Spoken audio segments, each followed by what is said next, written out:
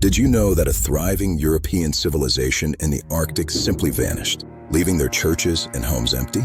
5,000 Norsemen, living on the edge of the known world, disappeared.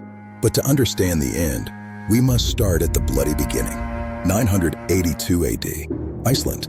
A man named Eric the Red is banished for murder. A violent man with a vision of a new land to the west. He sailed into the unknown, and against all odds, he found it. Deep fjords protected from the harsh winds, green with summer grass. Eric returned to Iceland and sold the dream. He called it Greenland. 25 ships followed him back. But the sea is cruel. Only 14 ships made it. The rest were swallowed by the Atlantic. But those who survived laid the foundations of a new world. They built two main settlements, the eastern and the western. Stone houses with turf roofs to keep out the biting cold. For a time, life was good. The summers were warm enough for livestock. They raised sheep, goats, and cattle on the Arctic edge. They were Christians, deeply religious. They even had their own bishop and a cathedral at Gardar, complete with imported stained glass. But farming wasn't what made them rich. The true treasure of the North was the walrus. Walrus ivory was the white gold of the Middle Ages. Kings and emperors in Europe coveted it. Greenland held a monopoly. Ships arrived from Norway and Britain, trading iron and timber for ivory and furs. They were part of the vast European network, but they were not alone. As they expanded north, they encountered a new people moving east, the ancestors of the Inuit. The Norse called them Skrælings. First contact was tentative, sometimes trade, often conflict, two worlds colliding. By the year 1200, the colony was at its height, 5,000 souls. They paid tithes to the Pope in Rome, thousands of miles away. But the world was changing.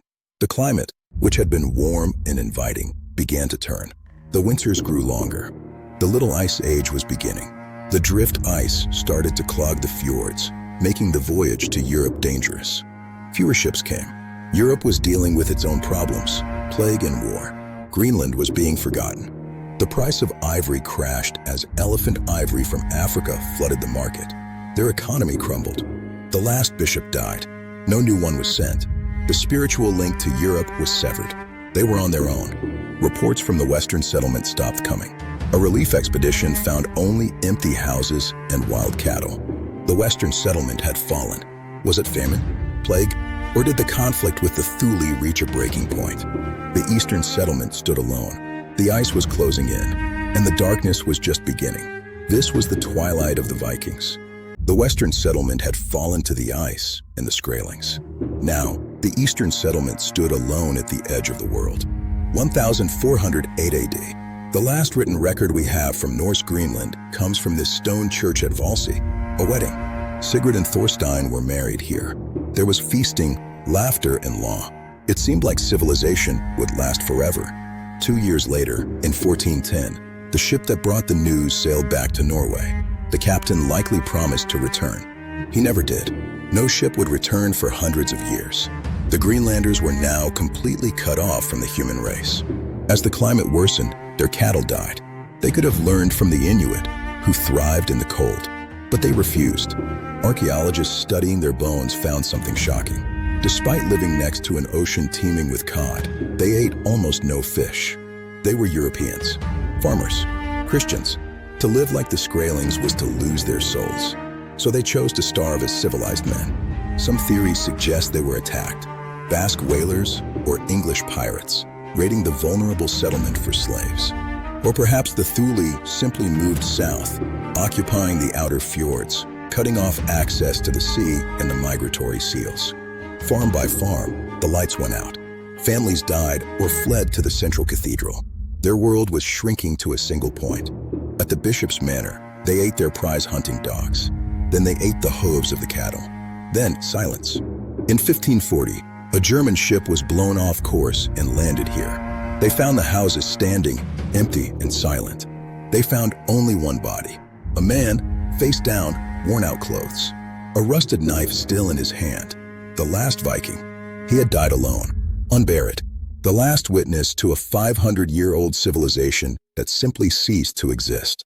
Today, the permafrost preserves their clothes, their tools, even their hair.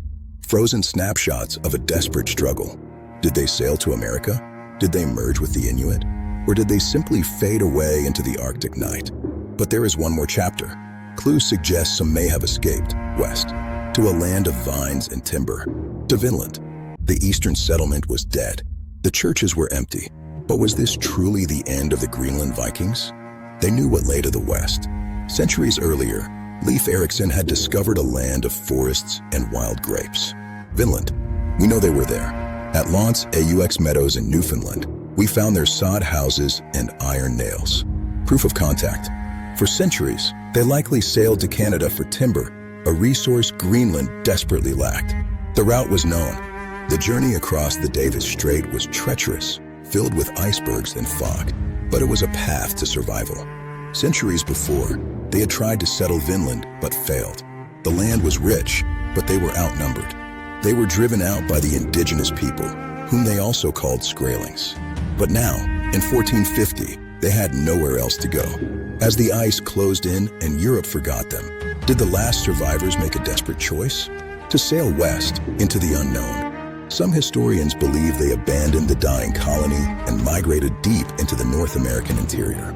Indigenous legends from the Canadian Arctic speak of a group of pale men who used iron and lived in stone houses. Artifacts like the Maine penny, a Norse coin found deep in Native American territory, hint at a vast trade network. And then there's the controversial Kensington runestone found in Minnesota. A hoax, or evidence they made it deep into the continent? Or did they finally swallow their pride and join the Thule? Early explorers reported meeting blonde Inuit in the Arctic. Modern DNA studies are inconclusive, but the possibility remains that the blood of the Vikings still flows in the Arctic. Whether they died of starvation or assimilated into a new world, their legacy remains carved in the stone ruins they left behind. The vanishing of the Greenland Vikings is a warning. No civilization, no matter how strong, is immune to a changing world. They were the Arctic lords. They conquered the impossible. And then, like the mist in the fjords, they vanished.